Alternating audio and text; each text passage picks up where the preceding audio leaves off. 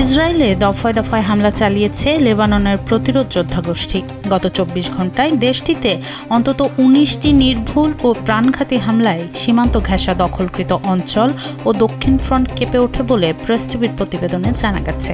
Drone, ভারী কামান আর বিস্ফোরক ডিভাইসের ব্যবহারে সীমান্ত ঘেঁষা ইসরায়েলি ফ্রন্টগুলোতে চালানো হয়েছে এই বিরামহীন অভিযান।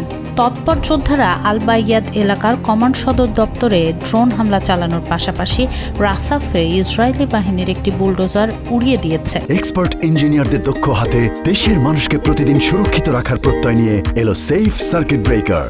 প্রতিরোধ যোদ্ধাদের দাবি, বিস্ফোরক বোঝাই ড্রোনের মাধ্যমে সামরিক লজিস্টিক সরঞ্জামের ওপর এসব নিখুঁত ও প্রাণঘাতী আঘাত হানা হয়েছে। ইসরায়েলি সেনাবাহিনী এই ক্ষেপণাস্ত্র হামলার কথা স্বীকার করেছে। পাল্টা জবাবে আলমারওয়ানিয়া ও খাসানিয়া সহ লেবাননের বেশ কিছু এলাকায় বিমান হামলা চালিয়েছে ইসরায়েল। সামরিক স্থাপনায় হামলার দাবি করা হলেও স্থানীয় সূত্র বলছে নিশানা করা হয়েছে আবাসিক এলাকা।